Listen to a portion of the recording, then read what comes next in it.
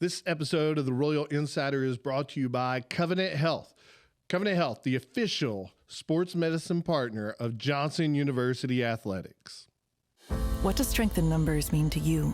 At Covenant Health, it means we see nearly 2.2 million visits annually.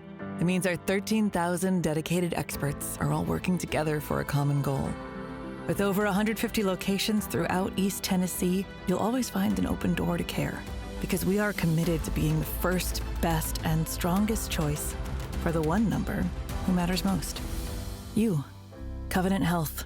Let our strength be yours.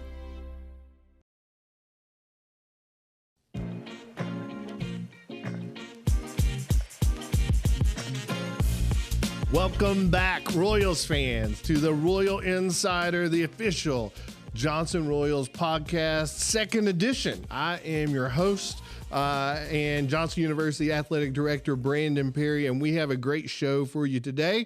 With me is our Sports Information Director, Addison Lafayette. Addison, you're flying solo today without Logan Galbraith, who normally is helping us do this as well.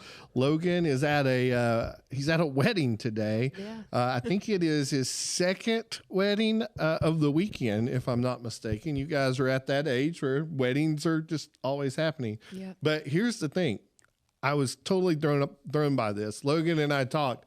I think this is his first wedding he's ever attended, Addison. Is that right? Yeah, from as far as I know, he's been talking about it. He's been really excited, but yeah, to be almost 23 years old and this is your first wedding, that was kind of shocking to me. College graduate and at Johnson University too. I mean, there's a lot of, this is no judgment, but there are a lot of weddings that happen at Johnson University. So it's his first one, which is crazy. And I was shocked by this because my mom drugged me to every wedding. I didn't even have to know people. And my mom would take me to these weddings. And I'm like sitting there looking at people and I'm like, what is going on here? I don't know any of these people, but yet I am at the wedding, right? Yep. Like, was that your experience too? Have you been to many weddings at this point? Oh yeah. As a kid, I definitely got dragged to quite a few weddings. I was actually in a few weddings as a child as well, being a flower girl and things like that. But yeah, and especially now that I'm at the age when a lot of my friends are getting married, I'm definitely up there in how many weddings I've gone to. Yeah. So I grew up really the city is Bluff City, Tennessee, small town for sure, but the community, we like to think of ourselves as a city, Addison. It's called Bunker Hill is the area. I lived across the street from Bunker Hill Christian Church. That is my home church where I attended from the day I was born until the day I took a ministry job. And every time there was a wedding there, we were just there, usually like having to set up beforehand and after. Oh, yeah. So for me, that was a little bit of a foreign thing to find out that someone had made it this far in life. Yeah. And never attended a wedding. So here we are. We're glad that you're here again. We have a really good show today. Coming up is Dave Serrano, the head baseball coach at Johnson University, who just finished his second season with the Royals. And what a year it was. Absolutely an amazing year, Addison. To my knowledge, the Royals actually have been ranked for most of this past season. I believe they finished, 25th in the country? Yeah, absolutely. They finished the year 25th in all of NAIA. They were ranked as high as 11th, and they really got a big boost by winning 2 series this year. The first one was against Tennessee Wesleyan, who has been a powerhouse in our conference for many years.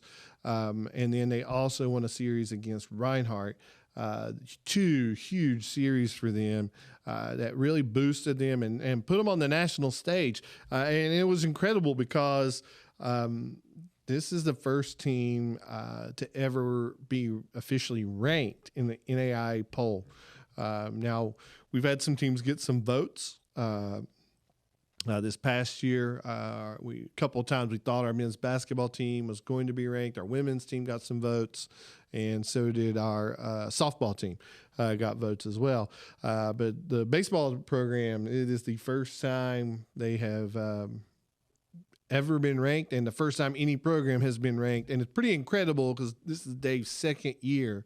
They go from before Dave comes to a 5-win season to I believe it was a 25-win season his second year, and then to come into this year and just have this tremendous season where they finished ranked in the country.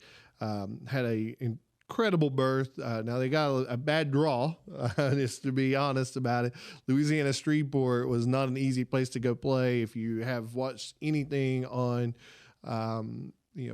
ESPN or anywhere, Louisiana Shreveport finished. They not only won the national championship or went on to win it, but they were the first team in NAIA history, and I believe college baseball history, to finish have an undefeated season. So it's a historic year for those guys, and that just so happened to be the draw that we got right off the bat, is to go to their place and to play in that pool. But nevertheless, it was incredible. Also, Addison, 2 appearances on ESPN for the Royals, which was pretty amazing as well. Yeah. First, the top play of the night, Bryson Schoen hit a ball that was gone for sure, absolutely gone. He goes up high above the fence and makes this incredible catch, bringing it back. That finishes as a play of the night on ESPN. And then the very next night, Luke Wilson, our freshman center fielder, makes this incredible diving play that he's kind of going back over his shoulder to make this catch. And it was amazing. And that one becomes the number 3 ranked play of the night on ESPN. To my knowledge, those are the first 2 plays on ESPN top plays. Mm-hmm. And now I could be totally wrong about that, but that's an incredible way to I guess end your season is to finish up on ESPN. So we're excited about the Royals baseball, what it's doing, and where it is. So we want to transition right now into what is happening this week with the Royals, and we'll be right back to talk about that. We're back, and obviously in this segment, as we talk about what has happened with the Royals, we are in summer, so there's not a ton going on this past week. Normally we would, in this segment, we would spend some time reviewing things that happened in the past week. But again, it's summer, so that's not happening. So instead, let me tell you about a few things that are coming up right here. Fall athletes are actually reporting August 3rd. Which is crazy. That's just a week away. Yeah, really fast. And we have a lot to do in this next week, Addison. It's going to be a busy week for us, for sure. Yes, very busy. So if you are an athlete and you are listening to this podcast, can I give some advice? Please check your email. Just check it out. You're going to have probably by the end of today an email that has like all kinds of paperwork that you need to do. You need to get everything squared away for school, and there's definitely emails that are going out from administration here. So definitely check it. Make sure that you know what's going on, especially in my email. Make sure that you get our medical forms done. It's going to come in the form of a program called ATS. You get in there, it'll have instructions.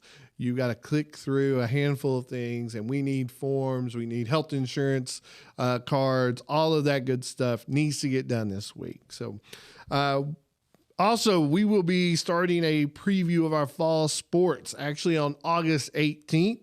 I believe that we are starting with women's soccer, and then we will move to men's soccer, then volleyball, then we'll do golf and cross country after that.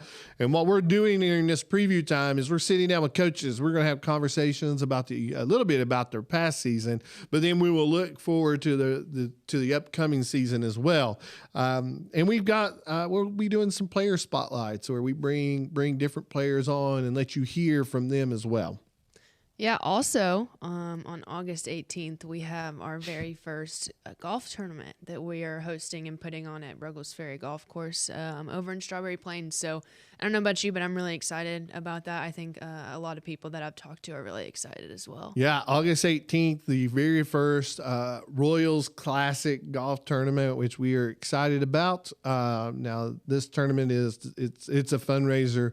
It is to help us raise funds for our upcoming season. We hope that a good chunk of it is going to go to some athletic scholarships as well. Everything that we raise at this will help a student athlete here at Johnson University. So we'd love for you to be able to a part of that. If you're interested in playing, you can go to our website. You can find information on that. You can also see any of our social media outlets and be able to find information there as well. Also, one of the things we're working on right now is sponsorships. If you are a business out there and you are interested in working with the Royals, we would love to have a conversation with you. You can have sponsorship ads on this podcast, the Royal Insider. Also at our fields, there's different opportunities for signage on our webpage, on our app. But probably the thing I am most excited about is this idea of game day sponsorship. And what that is just, it's actually really simple. You'd have a meeting with me and we would actually come up with a plan for a specific game day that meets your business's needs. So those could be really the sky is the limit. So if you want to do a promo where you engage our student body and be a part of a game as well, that might be a really good thing for you.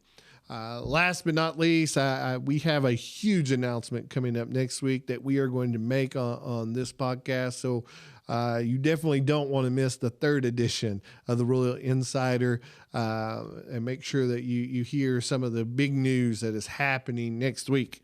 I think that is what is happening in the past week and a little bit of what's happening in the future. But we will be right back with head coach Dave Serrano.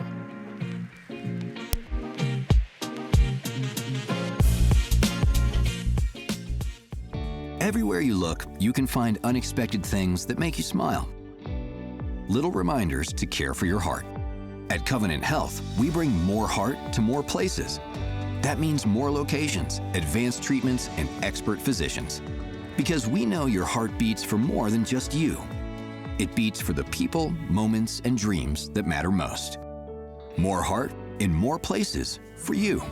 Covenant Health. Let our strength be yours. Well, we're back, and we're here with Coach Dave Serrano. Dave, welcome to the Royal Insider. Thanks for having me on, Brandon. This is really exciting that you guys are starting this. I think this is great for Johnson's athletics. It's great for our community to understand what we have going on here. Yeah, absolutely. We're excited about what it gets to be, and then just telling stories. And I think for you especially, it's interesting because you've not been here very long, and your name a lot of people know to some degree.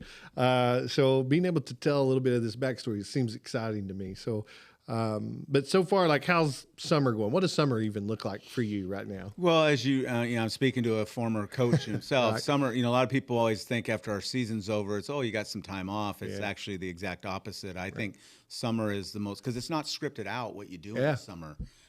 Games pop up, you hear players, you're on the phone.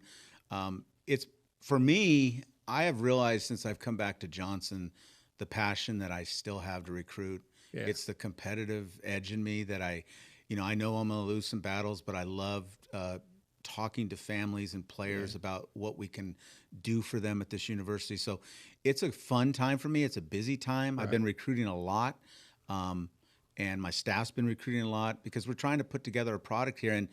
And coaches are only as good as their players. Right. I've learned that late in my career is that we may think, it's the old saying, it's not the X's and O's, it's the Jimmies and the Joes. And we're trying to find as many Jimmies and Joes as we can to help keep building this program. So it's been a lot of recruiting. It's been a hectic summer, but I wouldn't want it any other way. Yeah, absolutely. Well, tell us, for our listeners who may not know your full story, can you kind of walk us through the journey? Your coaching career is amazing, but walk us through the journey that brought you to Johnson University. Well, I think it's a great story, and I've shared this story a lot. First of all, I'm very thankful that you gave me this opportunity. I think when you and I communicated, you probably thought I was pulling a prank on you, that I really wasn't that interested in the job when I was. So I was actually in Alaska. I was coaching in the summer of 23, I believe, and I got a call from Dana Carter, who's our softball coach and associate AD, and she said, and this happens a lot to me because I've coached for a long time and I know a lot of people. And she said, Coach, we just are making a coaching change with our baseball program. And she said, I know you know a lot of people, and we're looking for a young guy that can really build a program. I said, okay, Dana, I'll think through that and I'll get back to you.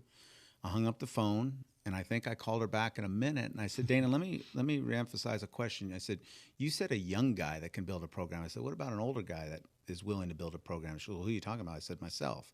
She goes, are you joking? I said, no, I'm not. And she goes, well, let me hang up and call Brandon, and I'll get right back to you. And that's how it started. And then you and I started dialogue, and I think it's a great story because I actually got in the car and I drove over here that weekend because I've lived in Knoxville now for many years, and I didn't know exactly where Johnson was located. Right. And in fact, I kind of thought it was in Johnson City, to be honest with you. Kind of makes sense. Yeah, absolutely. and so I drove down here, and I mean, you know me after being around me for 2 years that I'm very particular about things. And I drove down here, and I'm not going to lie, I drove down the road that parallels the tennis courts and the right field line, and I saw weeds growing about 5 feet above the fence. Yeah. And I thought, oh, I don't know if this is a place.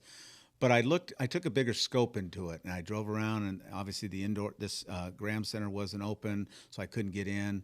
But I just saw, my vision was, this place can be okay. And I just thought this could be a good stomp. I love Knoxville. Obviously, I was the coach at Tennessee, and I didn't reach my goals of what I wanted to do here. So it was a way for me to give back to a community that I think has given a lot to me. I love living here. I love raising my boys here late in their lives. And it was a place that I could build something. And I'm not going to lie, I reached out to George Horton, who's my mentor, has always been my mentor through my whole career of playing days and coaching days, and told him the story about Johnson and NAIA. And his comment was, Dave, I know you're never going to leave Knoxville. And he said, I think that's a place you could go put a stamp on it, and in 10 years when you're out of coaching, you're going to go back to a game one day, sit in the stands and say, I had a big part of growing this thing to where it is today. And that's what kind of hit me right there, is that this was a place that was perfect for where I'm at in my career right now. Yeah, absolutely.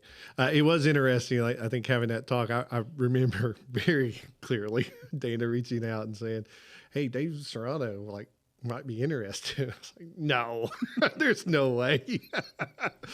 So, I mean, obviously we are actually, before we came on, just joking about the Tennessee connections a little bit. And Addison happens to have a Tennessee shirt. I'm selling her out. Mm-hmm. Dave called her out for having her Tennessee shirt on. And, but yeah, I think, we all know, Tennessee and that big name there that's connected, and it never dawned on me that you would actually be interested, in this role. Well, I'd characterize myself, when you look back on my career, I believe I'm a builder, and it intrigues me to build things. And I was in the prime of my career when I was at Cal State Fullerton. I was at a place that can go to the College World Series every other year, and we were basically doing that. Mm-hmm. And I remember when the Tennessee job came open, even though that was a job that was my dream job, I knew it was going to be a battle. And many of my peers had said, what are you doing? You're going to a place that's going to be really hard to turn around in the SEC. But I wanted that challenge. And I never reached the pinnacle of turning that thing around, but I could put my head on the pillow at night and know that I think I turned the ship around to when Tony walked in. It was more ready to take off, and that's exactly what he's done with it. And a lot of people get surprised, and I know this is about Johnson, is I have no qualms about what's going on at Tennessee. In fact, it makes me very proud of what that program is doing for this community. And I believe that we at Johnson could do something on a different level that's very similar to what they're doing over there over there on that campus. Yeah, absolutely. Yeah, and I do think, it's interesting you talk about being a builder, and I recall that conversation, and I've told the story of our conversation so many times. People ask me, it's really funny. I just people I've known for years will stop and say, how on earth did you get Dave Serrano to come here? And I'll tell the story. You didn't tell them that you paid me $1 million. Yeah. Okay. That's what a lot of them think, is that you're getting paid a whole lot of money here. And I'm like, you don't know Johnson. That's not happening. So, but I do think one of the stories that is interesting to me is you talked about being a builder, right? Mm-hmm. And I have always felt like that's been kind of my role in a lot of the positions, even though not many of them have been in athletics. I spent so much of my time in ministry, but the roles I've had have always been building something. And that, I felt like that was a connection, right? That both of us felt that there was something to be built. Something to be built, Brandon, and I'm at a stage in my career now, and I don't think I've never been at this, is I really take pride in changing people's lives. And I felt this was a place that was calling me to come and change people's lives. And when I look back over the past 2 years and I see the look on Bryson Schoen's face and Braden Taylor's face and Nathan Hoffman's face of not just the winning, Braden Ott's face, not just the winning, but the change of maybe the facility a little bit, changing some things, building bullpens, changing fences in front of them, where it's starting to become a real, just seeing that there was impact on those guys. And that's been a big part of it, is that, you could say all the accolades that I've been fortunate to be part of, but on a Tuesday night when we have a midweek game or a weekend, I'm walking through Costco getting snacks for our guys. I'm not too big to do that. And I like doing that. I don't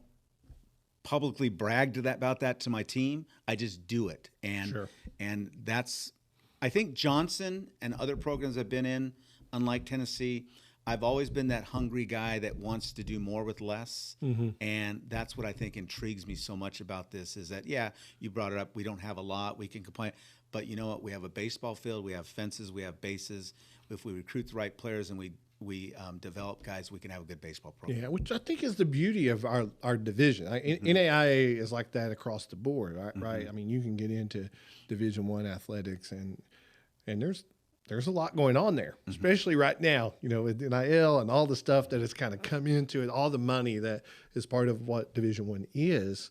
But here at this level, there's something pure, right? I've noticed that there is something pure. I talk to a lot of my peers, and I'm almost very thankful that I'm not having to deal with the stuff that the coaches at the Division I level are, where you put your head on your pillow at night and you don't know if your best player is going to call you tomorrow and say he's got a better offer financially from somewhere else. So if this is pure, that's the best way to put it. It is pure. It is kind of a throwback baseball for my sport, where it's guys are hungry. Mm-hmm. They kind of have a little chip on their shoulder. They maybe weren't attracted to some higher levels, and they just want to play baseball. And that's kind of what I'm recruiting, is the guys that want to play, not because someone's pushing them to play, because they have aspirations of playing and competing still at whatever age they're in. Yeah, absolutely. That's really good. So while we transition right there, what do you want?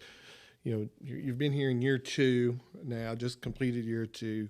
What do you want Johnson baseball to be known for on and off the field? Like what kind of, give us a little bit, for those who don't know you, what you're doing with our program. What do you want this program to be about? I want it to be about people that are team-oriented, people that are going to be sacrificial, have selflessness in them. I know I'm not going to probably develop guys that are going to play Major League Baseball. There might be one or two that slip through the cracks and are able to do that. I'm not saying that won't happen.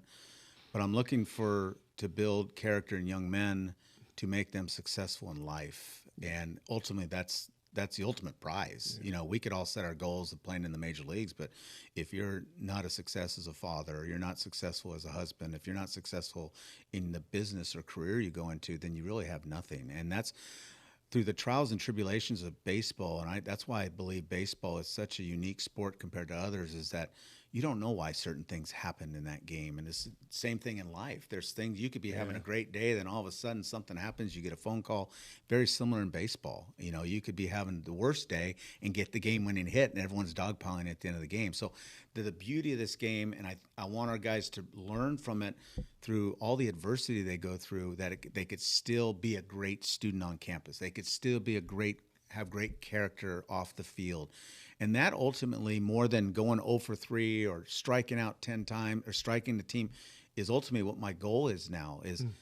I tell everybody that I probably want to win more than you want me to win even. And there's nothing wrong with that. And I've shut the scoreboard off now. I'm very competitive, but it's about what our guys are doing every day, how they're approaching practice and how they're approaching success and how they're approaching failure, because it's a life skill that they're going to have to overcome to be successful in life. So I kind of long-winded answer, but it isn't about guys being all-American. It's I'll take the championships. We love winning. Sure. Okay. But at the end of the day, that isn't what it's all about if I'm not succeeding in other areas and making impacts on our players in other areas. Yeah. I do love that you talk about baseball being a unique sport. You know, I have a unique backstory in that I coached basketball now for, my goodness, I think I coached for 8 years here, another 5 years at the high school level. And, but really baseball is where I was, right? That's what I played in college and what I probably had the most potential in. But I think the thing that I have always found unique, and even more so at the college level, baseball is just a grind, right? And life is a grind. I mean, that's what it is. So there isn't like, you know, you don't get to get up and like get excited and get pumped about getting your kids out of bed in the morning, right? You do that every day. And that's the way life kind of functions. It's just the grind. And I love that you're talking through like, how do I connect success to this game and success to life, like together? I think that's a beautiful thing, because it is like every day you get to make a choice, right? Do you give back to your community, or do you just kind of go through life selfishly, right? And I think that's the beauty of what this game is.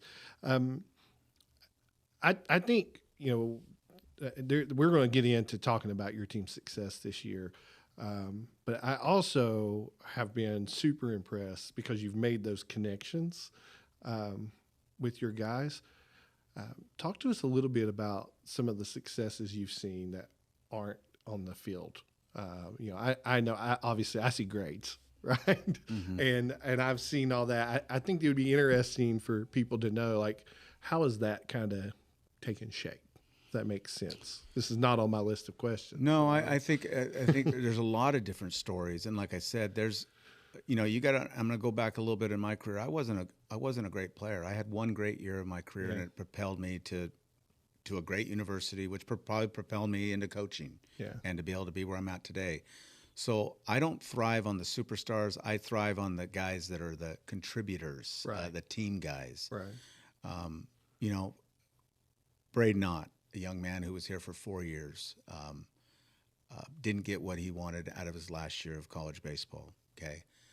But I don't know if our team, and I think if the team was surrounding me right now or my coaching staff, they would say the same thing. The energy that he brought every day to the dugout and what he did every day of his work ethic on the field for the team, which he didn't have to do. I know he had a job out there, but the energy he brought every day, it's stories like that for me. I mean, the guy was injured at the end of the year. I made it clear that he was going to take a spot up on our roster because I don't know if our team would have been able to handle not having him in the dugout. The guy never missed a pitch.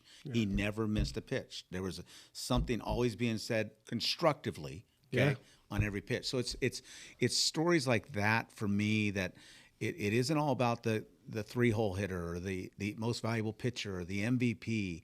It's the guys that are doing the dirty work behind the scenes that, for me, are the MVPs of the program. And I'm starting to see that more. I want to see more of that.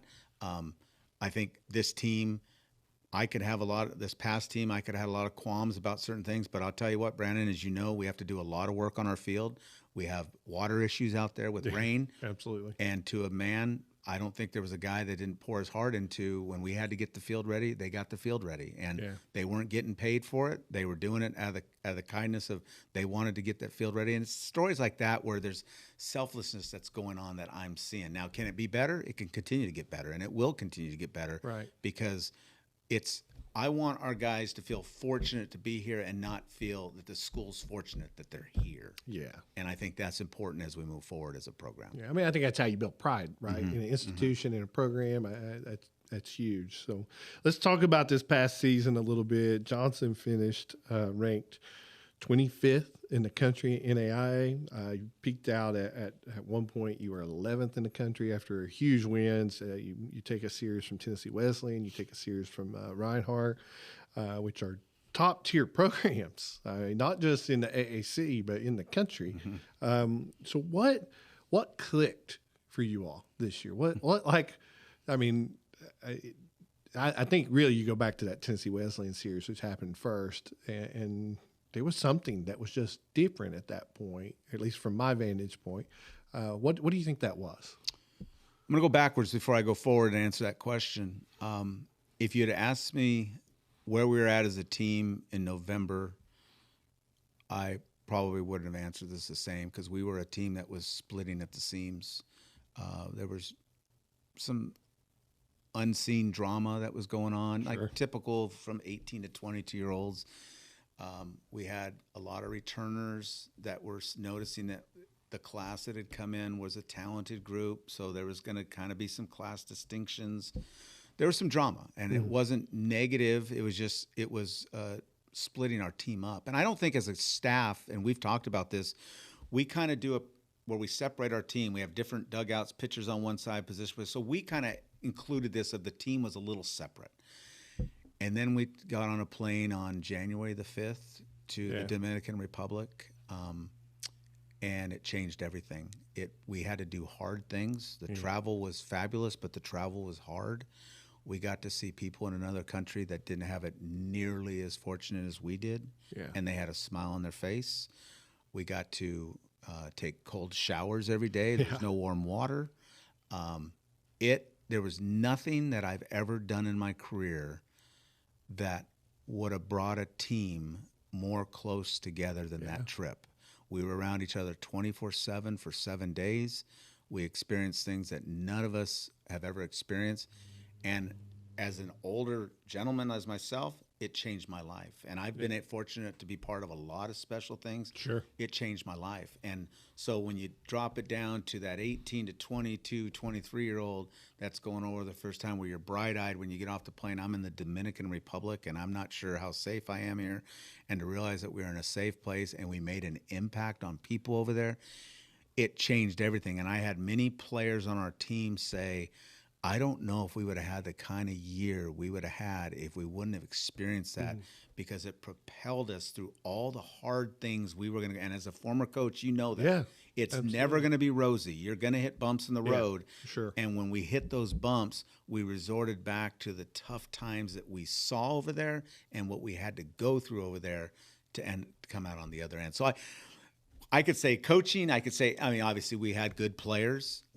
I think we try to do our best job in coaching those guys, but that would be washing away the most important part, and that was the togetherness it brought when we were on that trip for the week to the Dominican Republic. Yeah.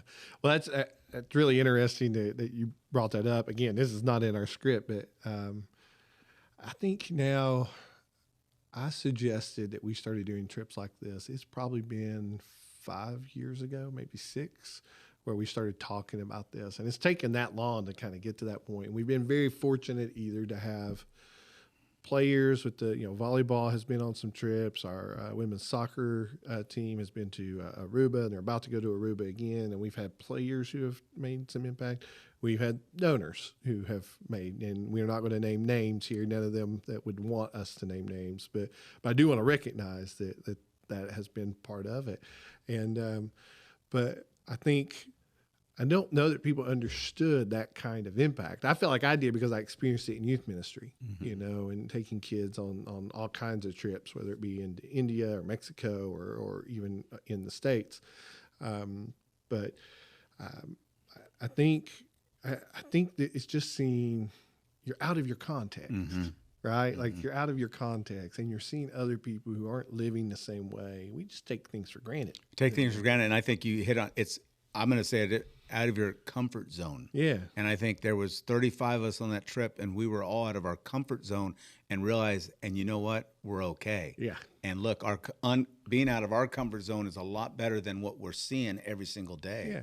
And when it was 90 degrees out there, and our guys have shovels and different things cutting into a field to build a basketball court, and to see the finished product that was sent to me about a month ago, just was emotional, thinking we started that, and look what we did for that community. That I've never been in a community like that before, of how poverty stricken it was, and now they have a beautiful basketball court for the kids of that community to go play on every single day. Yeah, no, that's amazing. That's something, Addison, we should probably get that from you, actually. Maybe next week in that episode, we can put a couple clips together. I'd love to share that. One of our guys did a video, which we definitely could show as part of one of our breaks, and let everybody see that. I think that would be a beautiful thing. Well, and I'll say this, and this is going off script, as I always do, Brandon, as you know, is that for anyone that's listening to this, obviously, and for the right reasons, I'm not bringing up the donor, who's a great friend of mine that provided us for this trip, and he knows how thankful every one of us were about this. Is that if there's someone out there that is interested in making an impact to this a player or a team, it's very much welcomed. I mean, sure. Johnson, we can't do it on our own here, and that trip was funded by somebody that changed 35 people's lives. And Absolutely. I think it even changed his life to see the impact it had on all of us. Yeah. And not only of our party, but the people we impacted over there in the Dominican Republic. Yeah. Well, and the people that are going to be impacted lifelong, because that's the beauty of Johnson, right? When we talk about this all the time, it's about building kingdom work, and kingdom work isn't something that just happens, immediately. Often it is you impact this person who impacts this person who impacts this person, and that I believe that we have baseball players who are going to change the lives of many people because they did this one thing. That is a memory they're not going to forget. Never forget. Absolutely. Yeah. Well, tell us, again, there were so many historic moments, but can you maybe take us into behind the scenes a little bit? Talk about a player or moment specifically that stood out from a baseball perspective. What kind of moment just kind of like says, this is kind of what started this whole thing and kind of got us on a roll? Oh, there's players who maybe just had an impact. Yeah. The one thing as I look back to last year's team, I could bring up the names Colby Reynolds and Travis Hoppenseekin and Braden Frank and Bryson Schoen and Braden Taylor, Nolan Kuzi, all guys that were real impactful guys, and there's other names too. I think what was special about last year's team was that there was always someone different that had an impact on our success. Yeah. I think the one thing, and the coaching staff talked about this a lot, Bryson Schoen, who was the biggest and strongest of guys that we had in the program, and I think a lot of guys looked up to him because of his toughness and how he looked and how hard he worked, to be honest with you. Sure. And I think there was a moment where he came up with some big hits late for us. Right. And I think it because guys would look to him when he got stepped in the box. And when he didn't have success, I could kind of see the air come out of the balloon a little bit. And then when I saw him have success in those big moments, and he had a good year for us, I think it kind of relaxed some guys. Because when you see sometimes a player that you look to and he's not having success, I think it tightens everyone up. And I think when we started seeing him come up with the walk-off hit or the walk-off home run or something like that, it relaxed us more as a program and let us move forward. I don't know if there's a defining moment in the season. I think the Reinhardt series win and the Wesleyan series win, those were huge for us as building blocks for this program. It didn't define who we are. I feel that the definition of where we're going to be is out in the future still, but it shows us that we're worthy to be known amongst the best now. Yeah, absolutely. The better programs in that conference. I think it was really educational for me. I wanted to be successful in the postseason, but it was more educational for me to see 3 other good programs and see what they look like. Yep. And what the size of their guys, the kind of arms they have, as I'm trying to continue to build this program, not just to be successful in the AAC, which is no walk in the park by any means in the baseball conference, but on the national stage. Yeah. That our goal is to not only be successful in the AAC and win some AAC championships, but get to the national tournament and win a regional and be able to go to the NAIA World Series. Yeah, absolutely. And I think that is a beautiful thing. And I want to take this second to say this on the record, since this is a record, right? I think that is what we want as a program, right? We want to be on the national stage, not just a conference stage, not just, okay, we want to be a decent program. Let me stop you for a second, though. I do want to be on the national stage, but not if our guys aren't doing well in the classroom, right. or not doing well on, right. off the field. And right. I'll say that every day of the week. Yeah. You're not winning if you're not winning in other areas. And I think that's part of why we want to be on the national stage, right? Like if one, I think we have an opportunity. We can do it. I mean, I really believe if this year, your season specifically, but we had 4 teams that make the national tournament, and all of our teams had historic years. The whole year proved that, yes, we can play at this level for sure. But also it's because now you are given a voice in the lives of students because you can win a little bit, right? I think that's a big deal. I think it's a big deal to the status of who Johnson University is, that it brings attention, to the program. I think it's changed in recruiting. Yeah. There's more doors that we're getting into now. People follow stuff, and it's amazing, Brandon, how the brand has spread. Now, obviously, my ties are out in California, but I just talked to a coach the other day at a prominent Division I program out in California that I had no idea that he was following our season. And in his text to me, he said, "You guys had a fabulous year this past year at Johnson University." I would have never guessed he knew I was here, let alone know what kind of season we have. Absolutely. And that happens all the time. Yeah, it really does. It's incredible. Well, talk to us a little bit that obviously the baseball program's first time making a national tournament. You end up in Louisiana, Shreveport. Talk to us a little bit about that experience of that first opening round. What were the guys going through? Tell us a little bit of that backstory. It was, I didn't see a change in our guys, to be honest with you. Just like anyone, we were at the end of the year and we were kind of limping to the end. We had a lot of injuries, a lot of guys banged up, and that's the one thing as I go back, we need more depth. But I didn't see a change in their personality at all. I mean, it wasn't like, oh, wow, we're in the national stage now. I think our guys were relishing it. I think they expected it, to be honest with you. And again, I'm going to go all the way back to January. I think when we did that, there wasn't a person that was involved in that didn't think, we can do this now. We're a team. And I think that's what held us together, is that we ended up being a true team where guys were pulling for each other and we're doing things to help the team. And so when we got to that, I think we knew we were going to Shreveport. We knew we were playing a team, and it would have been, oh boy, that would be great to be the first team and maybe the only team that beats them. Right. Didn't happen. But it wasn't because we got tight. It wasn't because the moment was too big.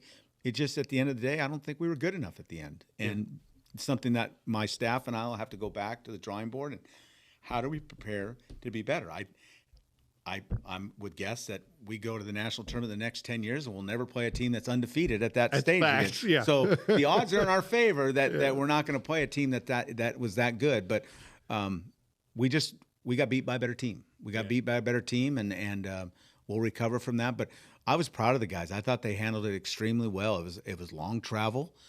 They handled that well.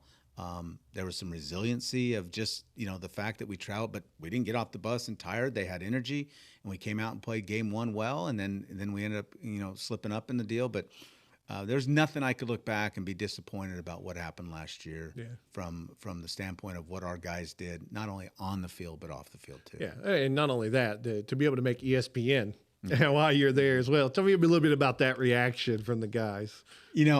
I because my career has been so long that I've been part of that, being part of World Series Omaha, that guys have been on, we've been on ESPN, but yeah, it's a different deal. I mean, as I shared with you, Brandon, I mean, if I'm someone on the other side of campus and I turn on ESPN and, hey, Johnson University's the top play in the country or in the top 10, it brings notoriety to this university. Absolutely. And there's no advertising that can be better than that. Yeah. People understand, hey, Johnson University has a baseball program, and they must not be very bad because they're in the national tournament right now. So it was great. It was great for our brand. It was great for NAIA baseball. Because the one thing, people could say, well, you've been at the highest level, and I've been fortunate to do that, but baseball's baseball. And I don't go to the field here and compete against another program and say, well, this is NAIA baseball. When they say play ball, it's no different than at any other program I've ever been at. Absolutely. And competition is competition. So, but it was great to bring notoriety to this university. And that's one of the things, not only in our great community of Knoxville, but outside of Knoxville, that was one of my goals, is I want to make an impact on this university in this community. Yeah. Well, and it was amazing for Bryson, who you met Bryson Schoen, to be the first one, right? Like somebody who has worked so hard. He's been with us for a long time, to be able to go and make that first catch. And then it's almost like this different shift, right, in the players. So you go from Bryson, who's been around, to Luke Wilson, who is a freshman and makes this catch. And I don't know. Honestly, I thought Luke's deserved to be number one spot. It was like, do you remember? Not many people remember. This is all baseball guy stuff. Like, it looked like Jim Edmonds. Yeah. Like over the shoulder, going straight back. I don't know how he didn't break his neck on the field. Yeah, it was an amazing catch. Yeah, and he did a lot of those, and but it was great. I mean, to have them back-to-back days. I mean, it's just like, it was, like I said, it was phenomenal, and it kind of capped a memorable year, memorable year for this program, and without being for this university. Yeah, the fact that 4 of our teams, and there was a lot of our programs here that didn't make the national tournament that had very good seasons, extremely good. And I think winning breeds winning, and I think this whole athletic department has made a turn now, and you're going to start seeing people aren't just coming here to participate anymore. They're coming here to be successful and win. And I think you're going to start seeing more of that coming down the line with what's going on in these programs. Yeah, absolutely. Absolutely. I think you touched on this a little bit, but I think it's worth noting, here again, how do you, again, you've been at the highest levels of coaching, and now here you are at NAIA. What do you see the difference between the two programs? What has been different between coaching at somewhere like University of Tennessee or Cal State Fullerton versus here? That's an easy question for me to answer. The overall commitment. Yeah. The commitment of, I'm not saying that it's a dead end, but a lot of our kids probably don't aspire because of reality that they're probably not going to play professional sports. Sure. And at the end of the day, that isn't, it's the experience you take in. I know my life has been changed because of my 4 or 5 years that I spent part of a team. And I can honestly say that it impacted my life to today. It really has. Not only my teammates, but the coaches that mentored me and coached me. So I think it's the commitment of, I'm all in at the Division I program. They know that they're going to work like dogs. They're going to be pushed. And I think it's a little harder to find that in this athlete, maybe at the NAIA level, because we try to find it as a coaching staff. Some guys are 1 foot in, 1 foot out. Sure. I think at the Division I level, it's both feet in. In fact, it's both feet and both hands that are in. Right. Okay. At this level, it's, well, do I really want to do this or not? And I think that's where we as a staff have to continue to evaluate which guys are committed for excellence in everything we do, because it's a building block, as I keep referring to. It's a building block for the rest of your life. Yeah. For the rest of your life. If you can do hard things and be successful, it's going to allow you to continue to do hard things, as you know as well as I do. Yeah. Nothing in life is easy, and I love this saying, because if it was easy, everybody would be good. Absolutely. And I think that's the platform that I love to be on, is that those are the kind of things where we're changing people's lives. Yeah. Well, and I think too, I go back to, again, when I was coaching, the thing that I love the most is, yet a lot of them they know, like, we're not going to play professional. That's true. So what are you playing for at this point? And I think where most people get this wrong, they think, oh, it's just about the sport or whatever. It's not. It's the ones who get it and get it right. It's about their teammates, right? That's why I wake up and I play hard and I work hard, is because I am investing in those people. That's what the church is. I mean, it really is a beautiful model of what the church is supposed to be. It is community, true community lived out, inside of our teams. It's an amazing thing whenever you get it right. It's hard to get it right, though, isn't it? 20 years from now, or I could say, because it's been at least 20 years since I played, I don't remember anyone's stats, but I can remember who were my best teammates. 100%. And that's the thing players don't understand is no one's ever going to remember your numbers, but they're going to remember what kind of teammate you were and what kind of person you were. That's right. It's the person you call, right, too, still to this day. Coach Meade, who's the baseball coach at Milligan, was my best friend when I was a player there. And when I was thinking about stepping down, that's who I called. That's the exact person. Well, I told you who I called before I took this job. Yeah. My mentor and my coach, George Horton. Yep. I called him and he gave me that advice. That, 10 years from now, you'll go back and sit in the stands and say, I helped build this place. Yeah, absolutely. And that's what it's about, I think. Yeah. Well, talk to us a little bit about your goals for the program over the next 3, 4, 5 years. I want it to be known as a program that plays, that has a lot of class to it. It's going to do things right. Obviously, success is important. It's not the end all. Success is defined in different ways for me. How we play the game more than the scoreboard. Yeah. I think for a lot of my career, I was judged by the scoreboard, and that's kind of sad, to be honest with you. Sure. It was my livelihood. It was how I took care of my family, and wins and losses meant everything. Unless you haven't told me something, I don't think that's the case here. No, but it's about how we do things. I want our guys to be people that it makes me so proud when I get emails or I see someone on campus and they say, Coach, your guys are first class. They're very professional in what they do. They've got a lot of character. That to me means everything. I don't care if you're the best player or the worst player. You can have character and you can control the things you can control. So for me, it's more about the building of the individual. I think I have a wonderful coaching staff around me that assists me. I don't think anyone could ever do it on their own. Yeah. I've got a bunch of guys that are committed to this program and to our players, and I know our players are well aware that we're committed to them, and it isn't win at all cost. It's winning the right way. In fact, I think the team gets confused sometimes because we may be successful by the scoreboard, but I didn't like the way we handled things or how we went about things. And I think that confuses guys. But again, it's how are you going to be successful in life? And that's doing things more right than wrong on a daily basis. And that's kind of the things I want this program is that I think it's different now. I've noticed that in scheduling. It's become harder to schedule now because people are aware that this isn't just some wins now. They're going to be competitive. And I've noticed some coaches have told me that, and I've noticed that it's easier to recruit. It's harder to schedule. It's harder to schedule games because now teams know they have.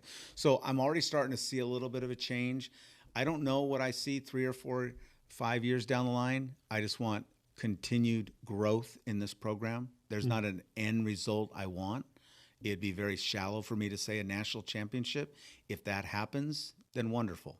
But I think natural growth, organic growth of this program, day in and day out, month in and month out, and year in and year out. Yeah. So in your career, you coached some big time players. Yeah, you've had, and you've won at the highest levels. Can you talk about some of those guys that have, for those of our fans who may not be connected to Dave Serrano's career and the players that you've coached? Can you kind of tell us a little bit about who are some guys who've played for you? I was very fortunate to coach Todd Helton at Tennessee. Yeah. Back in 1995. Todd was a junior when I came on board there as the assistant, the most naturally gifted player I've ever been around. Sure. What a lot of people don't realize about Todd is that he was an unbelievable college pitcher too. Yeah. One of the greatest hitters I've ever been around. I was fortunate to be invited by him to the Hall of Fame induction last year in Cooperstown that I went to, and it was great. I've been around the likes of R.A. Dickey, who was also there at Tennessee, a former major leaguer. Ricky Romero at Cal State Fullerton, who pitched for the Blue Jays, was a first rounder. Justin Turner, who's still playing Major League Baseball now with the Cubs. Yeah. Justin isn't anything like what he was in college. He was a skinny, scrawny guy that led off for us, and now he's a guy that he was hitting a lot of home runs. That's a great question, and for this show, I understand that. I kind of feel bad answering that question because there's so many more players that have made impacts on me that didn't make it big in Major League Baseball. Yeah. Those are some names, but that isn't kind of who I want to be. Yeah. I think what I've realized over the last probably 5 to 7 years of my career is people might have questioned why I was at Johnson, why I'm coming to Johnson. I'm exactly where I'm supposed to be, to be honest with you. And it isn't about the stars that I've been fortunate to be around. I didn't make any of them. Sure. Okay. It's about, like I said, maybe the last guy on the roster that was our bullpen catcher that helped our team immensely. Never got his name mentioned, never hit in the 3 or 4 hole, but he helped our team tremendously. Or the assistant coach that threw batting practice every single day. Yeah. That's kind of what I'm about, because that's who I was. That's who I was. And so I've been very fortunate. Baseball has brought so many great things of travel for me. I've been part of Team USA, and I've been around, players like, Garrett Cole. That's what team. But I'm in my comfort zone where I'm at, and I'm not afraid to get out of my comfort zone. But I think Johnson is the exact calling of where I'm supposed to be right now, and I'm very proud to be part of this program. Yeah, that's great. We're gonna move into some quick hitters here. Just a couple handful of questions that we're just gonna kind of move through kind of quickly. I think I'm gonna ask this first question in 2 parts. So, your favorite ballpark you've ever coached in? I'd say Arkansas. I think it's Baum Stadium. Yeah. Arkansas is probably my favorite ballpark I've ever coached in. Okay. How about your favorite park you've been to, period? I'm going to go with the where I grew. I'd say Dodger Stadium. Okay. Yeah, all right. Dodger Stadium. Yeah. I know we talked about, I went to San Diego. Mm-hmm. Yeah, San Diego is an amazing ballpark. Tremendous. I don't like the Padres, though. That's why I didn't say it. I grew up a Dodger fan. Yeah, I get that. Yeah, but no, San Diego is a beautiful ballpark. And compared to when I grew up, many, many years ago compared to now, the ballparks are so much more beautiful.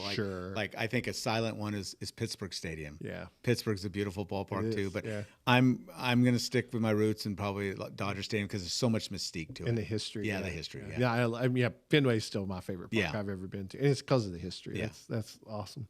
So, a player this year that maybe surprised you the most? Luke Wilson, hands down. Yeah. We knew we were getting a wiry, fast outfielder, little smaller in size.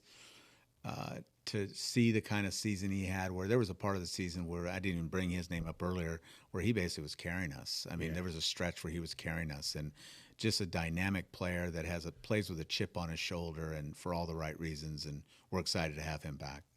Yeah, absolutely excited to have him back. Him and I have been emailing a little bit this summer, by the way. We have some plans to get to know each other more. I'm excited to get to talk to him. So, most powerful moment from this season? I'm going to go back to the obvious, the Dominican trip. And I don't mean to keep referring to that, but it was the most. There's nothing that could have happened. I shared this with the team when we were in the Dominican. Even if we didn't win the championship, we won the championship by experiencing what we did. Yeah. Most underrated baseball movie in your mind? Oh, boy. I'm not a real big movie guy. I'm going to say Field of Dreams, but I don't think that's underrated. Probably not underrated. It's not underrated.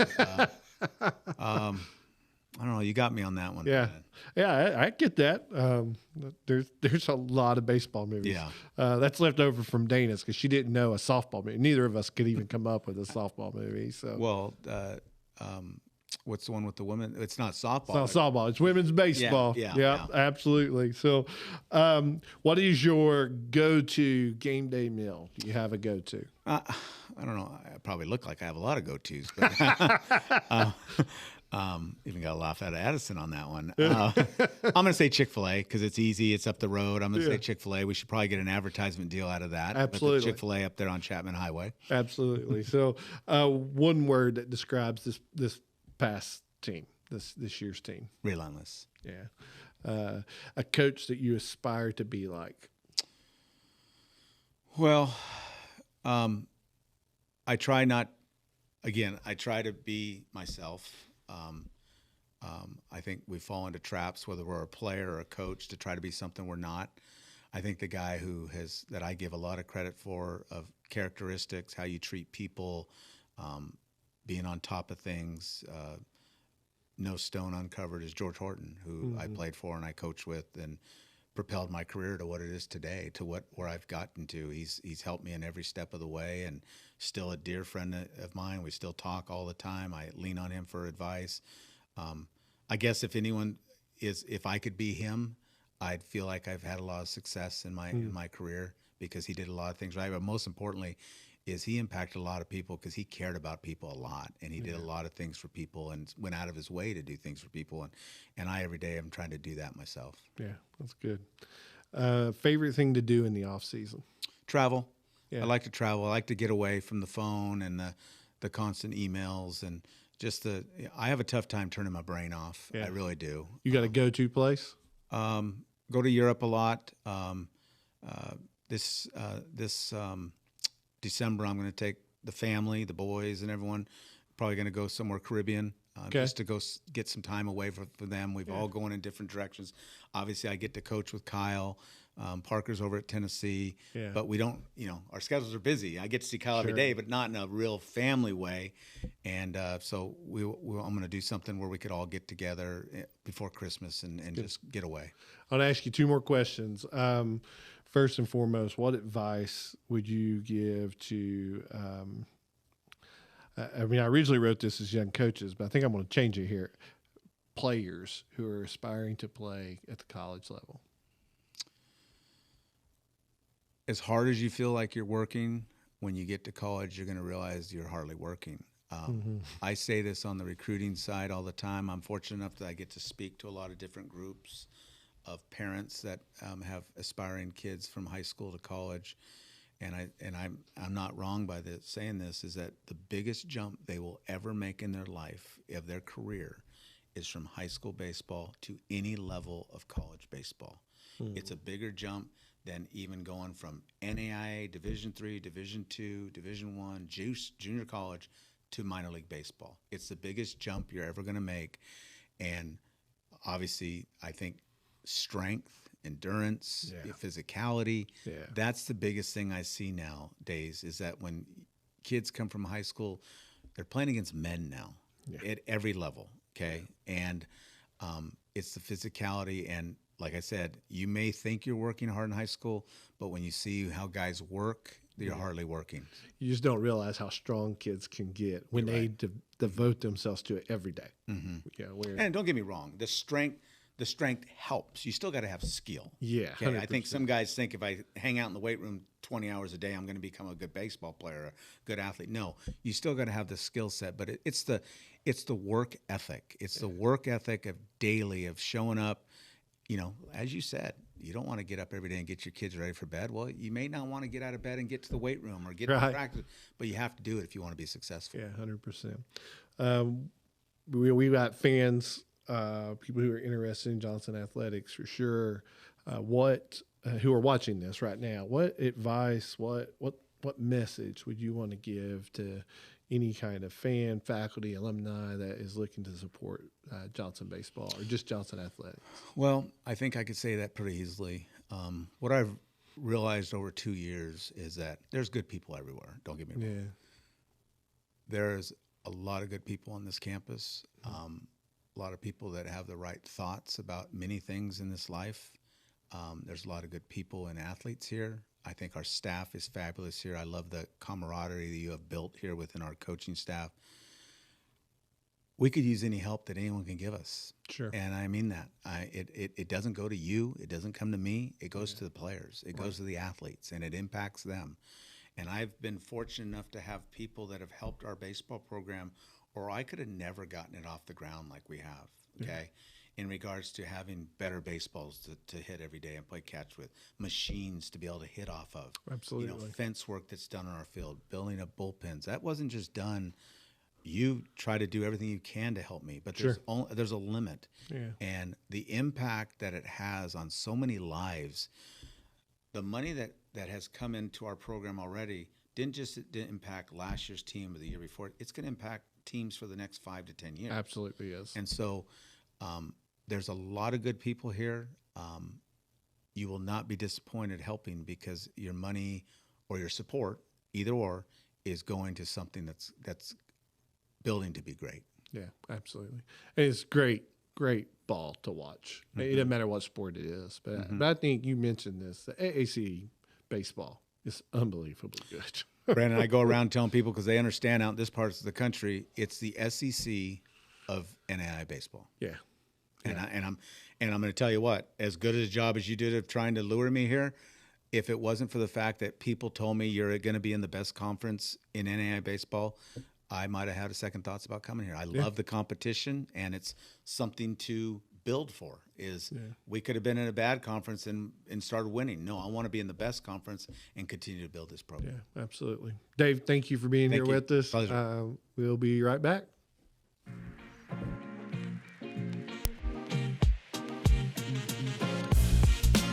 Welcome back, and it was a great interview with Coach Serrano. Thank him for just stopping by and spending some time with us to talk about this past season with the Royals baseball team. Normally in this segment, we would look ahead. These are the things coming up in the next week for the Johnson Royals. However, again, I've said this several times since we've started this podcast. It's summer, so there's not a whole lot going on, but there are a few things that you need to know about. I mentioned most of these at the very beginning of the show. Move in. It's next week. Addison, I think it would be awesome. Maybe this is me totally brainstorming off the top of my head, but like maybe we should get out when practice starts and like get some footage that we can kind of put together in the show to let people see, like, here are the things happening. Oh, yeah. I'd love that. I think that'd be really great, and especially to let you guys in on a little preseason action. Yeah, absolutely. We'll try to get that done for you guys next week and be able to show you some clips of the preseason. I think that would be really fun. A couple of other things. We talked again at the beginning of the show about our first ever Royals Classic, the golf tournament that we're having. All the proceeds benefit student athletes here at Johnson. We would love for you to sign up, get a team together to be able to play in our tournament, but also we would love even more to talk to you about sponsorship if you're interested and maybe figure out a way that the Royals and you can partner together, and maybe this golf tournament is exactly the place that we can kind of come together. Again, we're looking for sponsors for our regular season as well. Love to have more conversations about that. Next week, there's going to be a big announcement that we talked about, at least one, maybe two or three, but one really big one that we're excited about.